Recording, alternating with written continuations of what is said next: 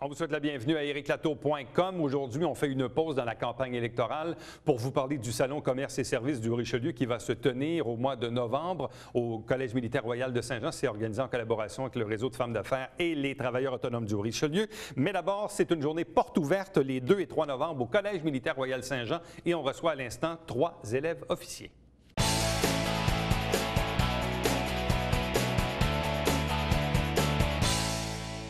L'invitation est lancée pour une journée, en fait un week-end de porte ouverte les 2 et 3 novembre, donc c'est très prochainement au Collège militaire royal Saint-Jean. 3 invités pour nous en parler, ce sont évidemment tous les 3 des élèves officiers. Je vous les présente dans l'ordre. D'abord, Marie-Frédérique Grégoire, bonsoir. Bonsoir. De même que Jacob Turif, bonsoir à vous. Bonsoir, monsieur. Et Alex Patry, bonsoir et bienvenue. Bonsoir, monsieur.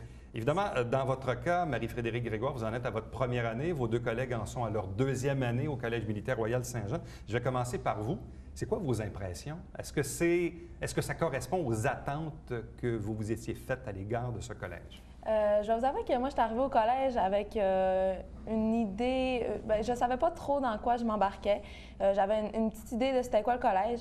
Je ne suis pas déçue parce qu'on a une éducation parfaite. Je veux dire, on ne pourrait pas avoir une meilleure éducation, je crois, pour faire les études collégiales.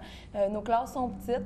Puis je pense que, justement, les portes ouvertes, bien, c'est pratique pour ça parce que ça invite les gens à venir voir comment ça se passe au collège, voir la différence. On peut voir la différence entre un collège civil, un cégep civil, puis un collège militaire où les choses se passent différemment, c'est sûr, mais c'est pratique pour ça, c'est le fun pour ça. Bon. Avant même de procéder à votre inscription, est-ce que vous étiez venu dans le passé à une activité porte ouverte avec des amis ou des parents ou si vous avez fait ça à distance? Là? Non, moi, c'était la première fois que je venais à Saint-Jean-sur-Richelieu dans ma vie, la première journée que je suis arrivée ici pour rentrer au collège. Donc, c'était tout un baptême, là? Oui, c'était une nouvelle ville, puis c'est une nouvelle maison, un nouveau chez nous. Bon. Jacob Turif, donc vous en êtes à votre 2e année. Expliquez-nous un peu les raisons qui vous avaient motivé, donc il y a presque 2 ans maintenant, à poser votre inscription au Collège militaire Saint-Jean. Dans le fond, monsieur, pour moi, comment ça a été? Mon père a été justement au Collège militaire royal, donc j'avais déjà un petit peu une expérience, un savoir de comment ça allait être là-bas. Et c'est pas trop loin de la maison. Pour moi, j'habite à Saint-Jean, qui est vraiment pas loin du collège. Fait que pour moi, c'est une opportunité, de rester près de chez nous. Mais en même temps, les opportunités qu'il offre là-bas, justement le collège, les sports, les heures d'entraînement qu'on peut avoir là-bas, c'est vraiment fantastique. Donc, vous êtes originaire de Saint-Jean-sur-Richelieu? Oui, monsieur. Donc, vous êtes né ici? Oui, vous monsieur. avez grandi ici d'un père militaire? Oui, monsieur. Est-ce que vous avez eu à vous promener? Parce que je présume que votre père a dû, peut-être, est-ce qu'il a eu, comme on dit dans votre métier, certains postings à l'extérieur du pays ou même à l'étranger? Non, monsieur, moi, j'ai été quand même assez chanceux. J'ai pas bougé beaucoup. Il y a eu une fois où mon père a été obligé de partir. J'ai resté à la maison avec ma mère. Mais à part de ça, non, ça a été, tout a bien été. Hein. Bon. Je présume que cette influence familiale a été positive, donc, parce que parfois, quand on regarde nos parents, on peut aimer ou ne pas aimer et dire non, moi, je ne ferai jamais ce que mon père fait. Visiblement, ce n'est pas votre cas à vous, donc l'influence parentale a été positive, là. Oui, monsieur, oui, monsieur. Mais j'ai quand même été aux portes ouvertes avant. Je voulais quand même savoir le collège avait l'air de quoi. J'en avais aucune idée avant. Donc, ça m'a donné une expérience, vraiment, le temps d'y aller puis voir c'était quoi. Alex Patry, donc vous aussi, donc une 2e année. Vous êtes originaire de quel endroit? Moi, je suis originaire des banlieues de Québec, monsieur. Banlieue de Québec. Oui. Et à quel moment avez-vous pris contact avec l'institution? Qu'est-ce qui a déterminé votre choix pour vous inscrire ici au Collège militaire? J'avais déjà pris contact une première fois, fait les premières portes ouvertes à l'âge de 17 ans. J'avais été très intéressé, mais je désirais un peu explorer. J'avais eu une vie civile aussi entre-temps. Puis dernièrement, dans les dernières années, j'ai trouvé la vie un petit peu morne. On manquait beaucoup de défis. Donc, je me suis tourné vers l'armée. Je savais que c'était un défi constant. Ça a donné que je me suis renseigné beaucoup sur tous les métiers qu'on avait, toutes les opportunités. Le Collège militaire m'a extrêmement intéressé. J'ai décidé d'appliquer. Sans indiscrétion, vous avez quel âge? J'ai présentement 22 ans. 22 ans. Oui. Donc, ça veut dire que de 17 à 20 ans, vous avez fréquenté quoi? Le cégep régulier ou vous avez fait d'autres choses? Oui, j'ai fréquenté les cégeps civils. J'ai aussi travaillé à temps plein pour payer mes études, ce qui est malheureusement une obligation au niveau du civil, puisqu'il ne nous offre pas les mêmes opportunités. Mais qu'est-ce qui fait qu'après votre expérience donc au cégep civil, vous avez dit tantôt, bon, finalement, la vie n'allait peut-être pas dans le sens que vous vouliez, puis vous avez fait le choix, dans le fond, Bien, pas de recommencer à zéro, parce que je pense que dans la vie, toutes les expériences sont positives, on apprend toujours, je ne pense pas qu'on recule. Mais qu'est-ce qui a été déterminant dans votre choix? Moi, personnellement, j'ai travaillé dans le milieu de la sécurité entre-temps. Il n'y a malheureusement pas énormément de débouchés, donc à un certain point, mon emploi a stagné. Et au niveau des cégeps d'éducation civile, ce n'est pas non plus les mêmes ressources qui sont disponibles en tout temps. Donc, j'avais plus de difficultés au niveau académique. Marie-Frédérique Grégoire, on l'a entendu tantôt, donc vous êtes originaire du Saguenay-Lac-Saint-Jean. Je pense que les gens l'ont reconnu. Qu'est-ce qui fait dans votre cas, là où vous en êtes à votre première année, que vous avez pris la décision de vous inscrire au Collège militaire Saint-Jean? Premièrement, mon père il est militaire aussi, fait que ça a été une bonne influence pour moi pour devenir un officier. Quand j'ai fait mes applications, je voulais, moi, transférer dans membre régulière comme membre du rang. Puis moi, mon père est officier, puis il me parlait de justement les avantages qu'on avait au collège militaire, la différence entre un officier et un membre du rang. Fait que donc, à ce moment-là, j'ai décidé de faire les pour et les contre. Puis avec la réflexion, j'ai décidé de venir au collège militaire puis de me lancer dans une carrière d'officier. Bon, parce qu'en même temps, c'est un engagement, vous le dites, donc carrière d'officier. Puis forcément, je présume que les Forces canadiennes souhaiteraient bien vous garder avec vous 10, 15, 20 ans, 25, peut-être même 30 ans. Donc, c'est vraiment un engagement, parce qu'au-delà des études que vous faites sur une période de quelques années, l'objectif pour vous également, c'est de continuer là, au sein des Forces canadiennes, de servir. Vous êtes dans la marine, c'est ça? Oui, exactement. Je suis officier de logistique dans la marine. Puis justement, c'est ça qui est le fun avec, comme vous disiez, c'est beaucoup de sacrifices. Rentrer, c'est un engagement à long terme, mais il y a tellement de possibilités de développement professionnel. Puis justement, moi, c'est ça qui me pousse à partir de chez nous. J'habite loin, je viens de loin. Bien, j'ai tellement de portes qui s'ouvrent à nous. Ouais. Puis surtout avec le collège, il y a encore beaucoup plus qui s'ouvre. Quel est le métier ou la profession que vous visez ultimement? Parce que là, vous faites Saint-Jean, mais ultimement, vous allez terminer à Kingston. Donc, quel est votre objectif professionnel? Mon objectif, c'est de devenir un officier de logistique pour la marine. Dans le fond, une fois à Kingston, je vais faire un bac en administration des affaires. Administration des affaires. Dans votre cas, vous? Pour moi, monsieur, j'aimerais ça devenir un ingénieur de construction dans l'Air Force. Pour moi, justement, je vais aller à Kingston puis faire un bac en ingénierie civile. Donc, vous êtes donc dans l'armée de l'air, si je comprends bien? Oui, monsieur. Bon, dans votre cas, vous? Moi, je suis présentement dans l'armée de terre pour le métier d'infanterie. J'aimerais compléter un baccalauréat en psychologie et éventuellement, si je le pourrais, une maîtrise. Bon, donc c'est bien. Donc, on voit un peu vos cheminements, vos origines. Maintenant, l'activité dont on parle aujourd'hui, puis on le sait, c'est important parce que même vous l'avez fait mention tantôt. Donc, cette journée porte ouverte, bon, c'est important, je pense, d'abord et avant tout pour les gens de notre communauté qui puissent au moins une fois par année, puis même je sais qu'il y a d'autres occasions aussi dans l'année, notamment au printemps, la collation des grades et tout ça, mais d'aller au collège militaire, d'aller visiter les installations, d'aller voir les élèves officiers, cette renaissance du collège depuis quelques années, mais en même temps, bien, pour des jeunes de la région ou même de l'extérieur, je sais qu'il y en a beaucoup qui profitent de cette activité pour venir avec leurs parents, pour visiter un peu l'installation, avant de poser sa candidature. Donc, dans certains cas, ça peut être déterminant, cette journée porte ouverte, monsieur? Oui, monsieur. La journée porte ouverte, en fait, c'est une super bonne expérience. Ça donne l'opportunité, excusez-moi, à n'importe qui de venir voir le collège, venir voir de qu'est-ce que ça a de l'air, venir voir justement les étudiants, qu'est-ce qu'ils font de leur journée, de quoi a l'air leur chambre, leur cours, leur classe. Ça a de l'air de quoi, votre chambre? Bien, propre, ma chambre. C'est propre et rangé. Est-ce que c'est petit? Qu'est-ce que ça a de l'air physiquement? Parce qu'il y a eu quand même des travaux de rénovation au fil des ans, mais les installations physiques ont de l'air de quoi maintenant? Il y a différents types de chambres pour les premières années, deuxième année. Mais les premières années, eux autres, ils ont des chambres doubles. Dans le fond, il y a 2 personnes par chambre. C'est justement leur cochambreur.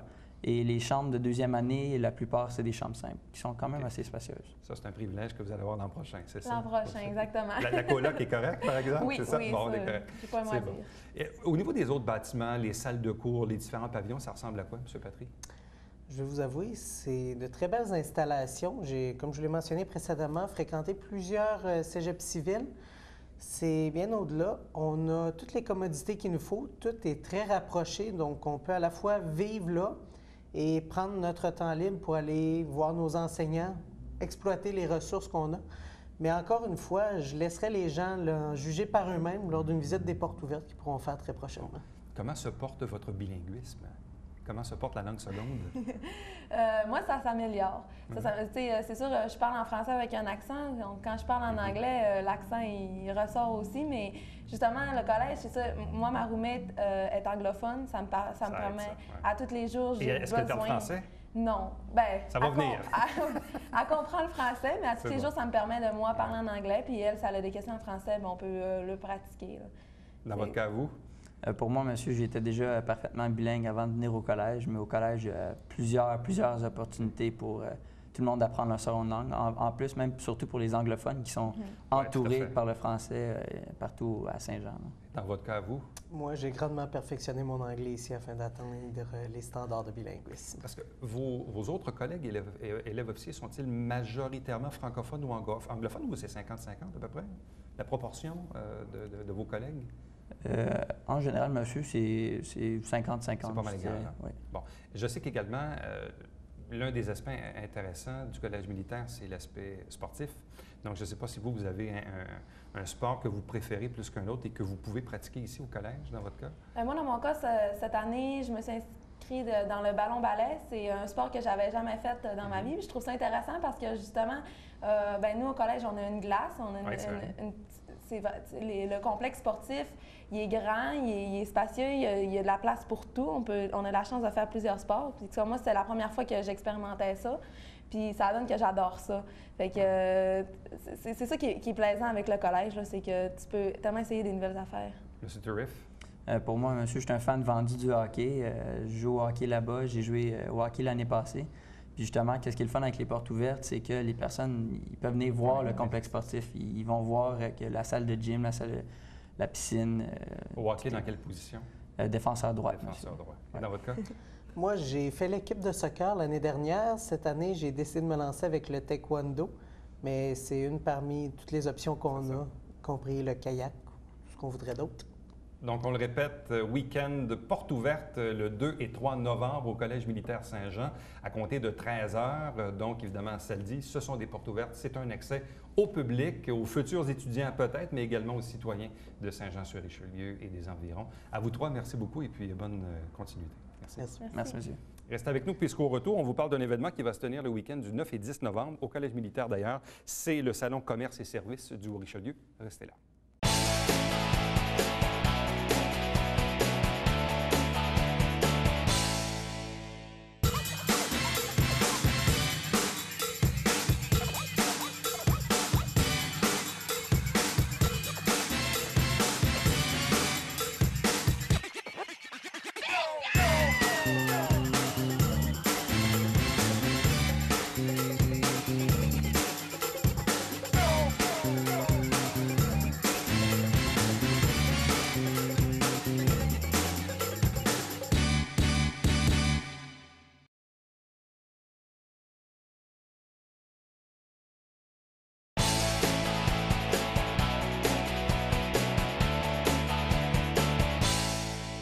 Le 9 et 10 novembre au Collège militaire royal Saint-Jean, le Salon Commerce et Services du Haut-Richelieu. Deux invités pour nous en parler. D'abord, Christian Haché, qui fait partie du comité organisateur. Bonsoir à vous. Bonsoir. De même que Luc Veillette, qui est le président du regroupement des travailleurs autonomes du Haut-Richelieu. Bonsoir et bienvenue. Bonsoir. Je vais commencer avec vous, Monsieur Haché. Donc, c'est un événement important qui s'en vient dans quelques semaines à peine. Il reste encore d'ailleurs quelques kiosques de disponibles en location. Donc, à quoi va ressembler cette année le salon? Il va ressembler un peu comme les autres années, beaucoup d'exposants qui sont des travailleurs autonomes naturellement, mais surtout aussi, ça va être un labyrinthe. Donc, les gens vont rentrer et d'un côté, ça va être les exposants à la droite et à la gauche, ça va être un rideau. Donc, les gens vont avoir tous les exposants, un à la suite de l'autre. Il va y avoir aussi encore des conférences, d'excellentes conférences. Et cette année, au lieu d'avoir un conférencier vedette, comme l'année passée, c'était François Léveillé. Cette année, on a misé plus sur des gens locaux, comme Danse Gaïa, qui vont nous faire de la danse gitane.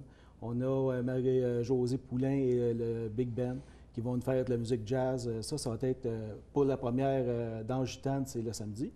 Et le dimanche, ça va être la musique de jazz. Donc, l'événement se tient, si je ne me trompe pas, au pavillon multifonction.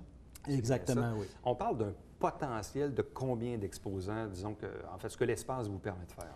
Je te dirais qu'on a pour 45 kiosques. Bon. Il nous en reste une petite affaire de plus qu'une dizaine, là. Pas bien plus que ça. Donc, à louer. Évidemment, on le sait, les gens ont souvent la mauvaise habitude de louer ça à la dernière minute, pour toutes sortes de bonnes et de mauvaises raisons, parce que les gens, des fois, on planifie des trucs à l'avance, mais des fois, on dit « Ah, est-ce qu'on va être disponible? » etc., etc. Donc, par rapport à cet aspect-là, M. Veillette, quel est le message que vous lancez à des gens qui, peut-être, dans le passé, ont déjà pris un kiosque et peut-être qui sont sur le point d'en prendre un cette année-là? C'est qu'il n'est pas trop tard, il reste quelques disponibilités. Il faut se souvenir que le salon, c'est pour faire connaître les gens d'ici aux gens d'ici. C'est de faire connaître les entreprises locales à la population.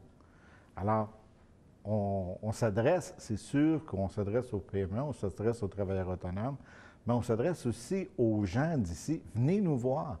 Puis cette année, ce qui est le fun, c'est que, oui, on a les travaux au centre-ville qui ont fait en sorte que différentes activités sont déplacées, mais tu as le Salon des arts qui se produit en même temps, qui se trouve à la corporation, qui se trouve à être au Vieux-Metz et à la Chapelle. Alors, conjointement, on fait la publicité des deux. Il va y avoir des échanges aussi entre les deux. Il va y avoir des billets à gagner, autant quand vous allez aller visiter le Salon des arts que vous allez venir voir le Salon des travailleurs autonomes. Vous allez pouvoir avoir des billets qui vont se faire tirer pour aller de l'un à l'autre. Alors, ça devient très avantageux. Vous faites une pierre deux coups. Bon, avez-vous un taux de rétention intéressant? C'est-à-dire que parmi ceux qui ont déjà réservé, est-ce qu'il y en a là-dessus qui étaient là à la première, à la deuxième? Parce que là, c'est quoi? C'est la quatrième, c'est ça? C'est ça. Est-ce qu'il y a un taux de rétention quand même intéressant, M. Haché? Je te dirais que cette année, on a minimum 20 exposants qui étaient déjà là l'année passée. Qui reviennent? Oui. Puis là-dessus, il y en a peut-être 5-6 nouveaux, grosso modo. Donc, déjà avant le 1er octobre, qui était notre date limite, on avait déjà au-delà de 25 exposants qui étaient là avant, Qui étaient qui réservés. reviennent. Bon, parce qu'en même temps, le taux de rétention est aussi annonciateur, parce que quelqu'un qui revient, c'est donc qui a aimé l'expérience. Ça, quand même, c'est un gage, une assurance quand même intéressante, là. Sur la possibilité de 45 kiosques, je te dirais qu'il y a 15 kiosques qui sont là depuis le début. OK? Qui reviennent tout le temps. Qui reviennent tout le temps. Il y en a au moins 5 ou 6 qui sont là depuis au moins 2 à 3 ans. Ouais. Et il y a de la, comme je dis, il y a de la place pour les nouveaux. Et c'est pas un salon qui est dispendieux. Bien, ça, c'était mon autre question. Ça coûte combien avoir un kiosque? Quand on regarde un peu ce qui se fait autour, qu'on ait juste des salons dans la région, on va souvent parler de milliers de dollars pour avoir la possibilité d'être exposant. Chez nous, pour avoir un kiosque de 8 pieds par 10 pieds, incluant la table, l'électricité, la nappe, les chaises, c'est 300 dollars pour les 2 jours, samedi et dimanche. Ça inclut la publicité. Ah oui, c'est pas cher, là. Donc, 300 dollars avec le potentiel d'avoir quelques centaines de personnes, voire peut-être plus de 1000 personnes à peu près? On parle de plus de 2000 personnes. 2000 personnes. Donc, il y a 2000 personnes qui localement viennent vous voir, là. C'est ça. Alors, on parle combien ça coûte faire de la publicité dans les journaux, à la radio, à la télé. Ça coûte combien? On parle souvent des centaines, c'est pas des milliers de dollars, pour des gens qui peut-être viendront. Alors qu'au salon, vous savez que vous allez rencontrer autour de 2 à 3 000 personnes qui vont venir vous voir. C'est des clients potentiels parce qu'ils sont tous de la région. C'est une question que je répète à chaque fois, mais je la repose encore une fois parce que parfois les gens se disent « Oui, mais tu sais, il y a un autre salon au Colisée au mois d'avril. » C'est quoi la différence entre le salon là, qui est organisé au printemps puis le vôtre? Très simple. Nous, on le fait pour encourager les membres à être exposants, oui, mais surtout à mieux se présenter à monsieur et madame tout le monde. Parce que quand on parle de commerce et de services, oui. C'est quoi la différence avec les exposants qu'on voit au Colisée? Bien, nous, c'est vraiment des travailleurs autonomes de la région. Donc, c'est quoi des travailleurs autonomes? Si on regarde bien, c'est que la différence majeure, c'est que le salon au Colisée, le salon d'été qu'on appelle, oui, c'est un salon à but lucratif qui est ouvert à toutes les entreprises. Il y a des entreprises qui viennent de Laval, il y a des entreprises qui viennent de Montréal, qui viennent un peu partout. Des portes, des fenêtres, des piscines, Exactement. Bon, etc. Chez nous, le salon est organisé par le regroupement des travailleurs autonomes et le réseau des femmes d'action. pour être exposant, il faut être membre. Soit de l'une ou de l'autre. De l'un ou de l'autre, et de l'aide de la région. Ouais. Fait que si tu n'es pas de la région, c'est pas réellement ta place. Et des travailleurs autonomes en commerce et en service, là, pour le vrai monde, là, ça veut dire quoi? C'est des comptables, des informaticiens, c'est un plombier, un électricien. C'est quoi un travailleur autonome? Ça ressemble à quoi, dans le fond, vos exposants? Les exposants, si on regarde, on va trouver... Juste quelques exemples, là, ça va vous donner une image. Un ingénieur civil, la publicité par image. Alors, tous ceux qui sont en affaires, qui ont des commerces, ont besoin de faire des cartes, des logos, des cadeaux, ces choses-là. Vous allez regarder des bijoux, les distributeurs de café spécialisés, planificateurs financiers, des massothérapeutes, les gens là, qui font les robes, les costumes pour les spectacles, pour les artistes, pour les occasions spéciales, les costumes, Donc, ça nous les donne un robes peu de une idée, noces. là. Il y en a pour tous les goûts. Même moi, je suis là. Et Christian! Aussi. Alors, je dis même moi parce que moi, je m'adresse plus à un potentiel industriel et commercial en tant que consultant Et industriel. vous êtes dans la finance. Là, Et c'est ça. Christian, il est planificateur financier. ça. Fait qu'on en a pour tous les goûts. Alors que vous soyez résident, papa, maman, que ce soit pour les enfants, il y a une chasse au trésor pour les enfants qui va avoir lieu. Alors, pour animer aussi. Alors, il y en a pour tous les goûts, même pour les industriels. Le salon a changé aussi de visage au fil des ans, parce que la première et la deuxième, vous étiez à l'hôtel, c'est ça? Exactement. Là, vous êtes au collège depuis quoi? Ça va être votre deuxième année au collège? Deuxième année. Donc, ça aussi, ça change un peu la perspective, là. Mais dans le fond, à l'hôtel, c'était très bien, excepté qu'on n'avait pas assez d'espace pour recevoir le nombre d'exposants qu'on a eu. Surtout la deuxième année, on a eu au-delà de 35 exposants et on a manqué de place. Vraiment manqué de place. On était serrés, on était dans des recoins. Et l'année passée au collège? Ça a très bien été, c'était plus grand. La seule chose au collège qui est malheureuse, c'est que c'est pas assez connu de monsieur et madame tout le monde. Oui. Ça, c'est... puis les gens sont arrivés à un moment donné à la barrière, tu sais. Puis on dirait que la barrière, c'est psychologique. Hein? Les gens, ils Enfin, sont... il n'y a plus vraiment de barrière. Parce on peut rentrer puis sortir comme on veut, mais comme on dit, c'est psychologique. Là.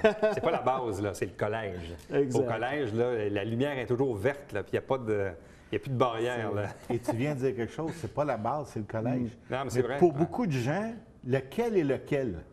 Ouais. Ils ne savent plus. Le collège, c'est sur le bord de l'eau.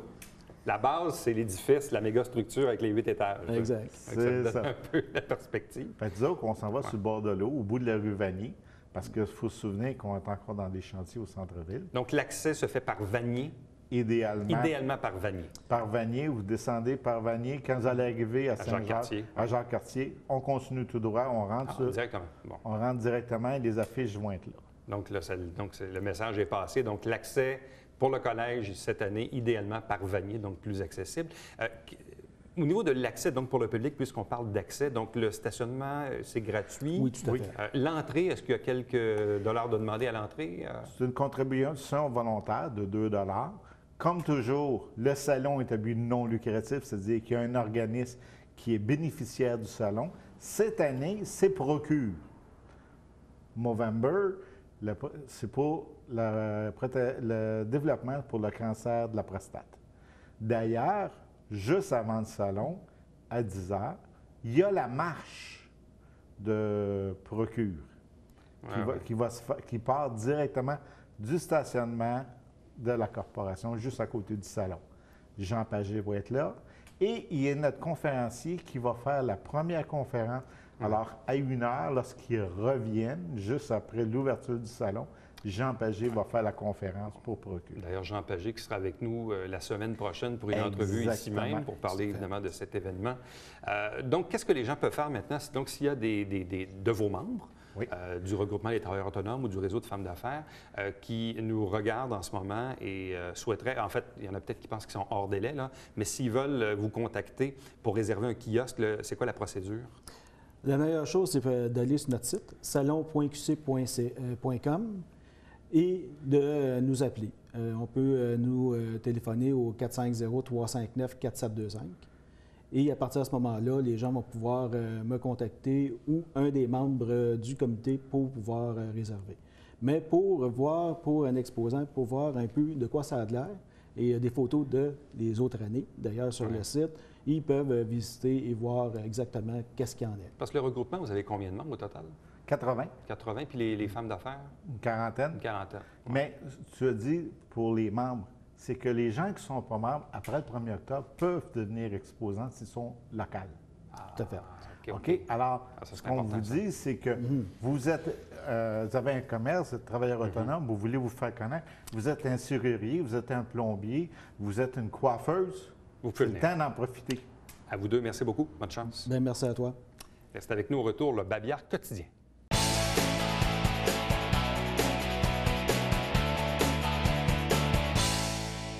C'est le 40e anniversaire cette année du Théâtre de Grand Prix pour la saison 2013 et 2014. Pour avoir la programmation, visitez leur site Internet. Débat des candidats à la mairie. Donc, si vous l'avez manqué, vous pouvez le revoir sur notre site Internet. Il est en format YouTube, en HD d'ailleurs. Vous pouvez le voir donc via vos appareils iPhone et iPad notamment. Télébingo, 3 500 $ en prix à chaque semaine, tous les dimanches matin 9h30 au câble 9. Une trentaine de dépositaires dans la région pour acheter vos livrets, acheter vos cartes. Allez sur le site Internet de la télé ou vous appelez ici pour obtenir la liste. Télé du Richelieu, voici nos coordonnées. L'adresse postale a changé. C'est le 145 Richelieu. On a passé le cap du 1000 adeptes, 1000 fans sur la page Facebook de la télé, donc facebook.com/TVHR9 et ericlatour.com, diffusé toujours à tous les jours de la semaine et notamment le dimanche en rappel. Et nous, on se fixe rendez-vous demain parce que demain, c'est hyper important. On reçoit, c'est la dernière entrevue à vie pour le maire actuel de Saint-Jean-sur-Richelieu, Gilles Dolbec. Soyez là. À demain.